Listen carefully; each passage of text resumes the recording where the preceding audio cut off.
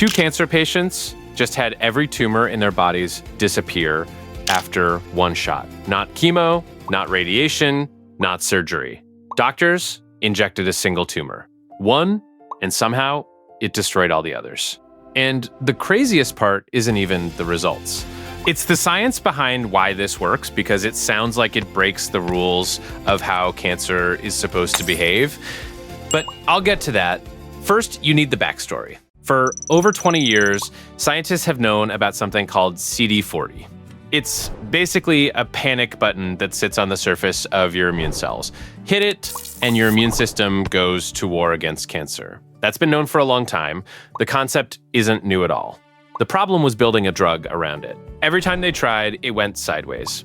They pumped these CD40 drugs into a patient's bloodstream, and yeah, it'd wake up the immune system, but it woke up everything, everywhere. Patients got dangerous inflammation, liver damage, tanking blood counts. The drug was too toxic and honestly, still not even strong enough to finish the job. So for 2 decades, this promising idea just sat there, worked great in mice, failed in humans, over and over and over, until one lab decided to stop tweaking the formula and rethink the entire approach. Jeffrey Revech has been studying antibodies at Rockefeller University for about 40 years. He's a member of both the National Academy of Sciences and the National Academy of Medicine. This isn't some guy with a hunch. His whole career has been about understanding the tiny molecular details of how antibodies communicate with the immune system. In 2018, his team built a new version of the drug called 2141 V11. They redesigned the antibody so it locks on to CD40 receptors roughly 10 times harder than anything before. That alone was a big deal, making the key actually fit the lock. But okay, here's the part that changed everything, and it's almost stupidly simple. Instead of pumping the drug into the bloodstream, which is what every previous trial had done, they injected it directly into the tumor. I mean, think about that for a second. That's so straightforward, it sounds like something someone should have tried on day 1. But that single change solved both problems at once. The drug stayed concentrated right where the cancer was, so it hit way harder.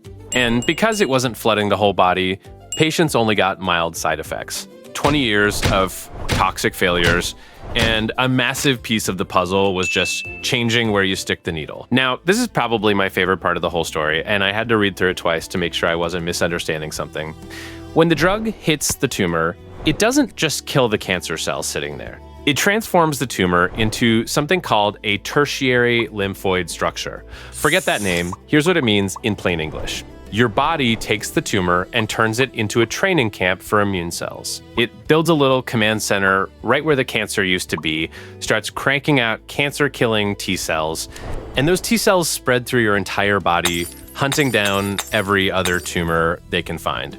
There's actually a term for this, the abscopal effect. It's when you treat one tumor and untreated tumors somewhere else in the body start shrinking too. Doctors first described it back in 1953, and for 70 years, it's been this rare, almost mythical thing that hardly ever happens. This trial seems to have triggered it on purpose. So let me tell you what that looked like in actual patients. One woman had melanoma, dozens of tumors all over her leg and foot. They injected one tumor on her thigh, just that one spot, multiple times, and every other tumor on her body vanished. Another patient had breast cancer that had spread to her skin, her liver, and her lungs. They only injected the skin tumor. Liver tumors, gone. Lung tumors, gone. That's nuts. The trial had 12 patients total with different types of metastatic cancer. Tumors shrank in 6 of them, and 2 hit complete remission, every detectable trace of cancer wiped out.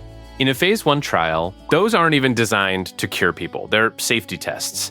Getting 2 complete remissions out of 12 patients at that stage is, in the lead researcher's own words, quite remarkable.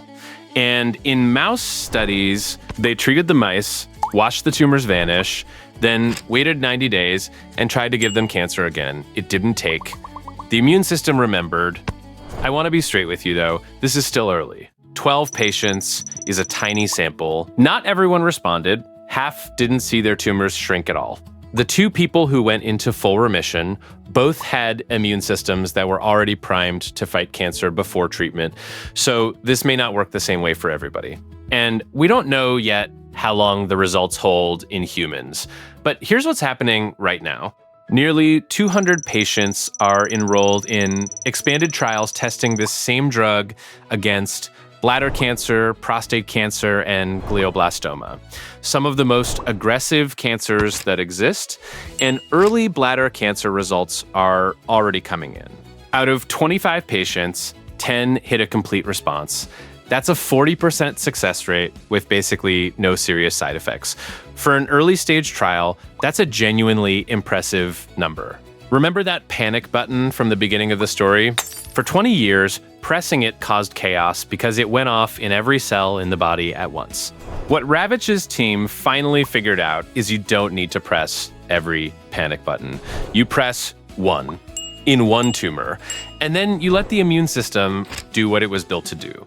A 40-year career, a 20-year problem, and a fix that comes down to one shot in one spot, then getting out of the body's way. Most people will never hear about this. There's another one on your screen right now. The world is better than you think.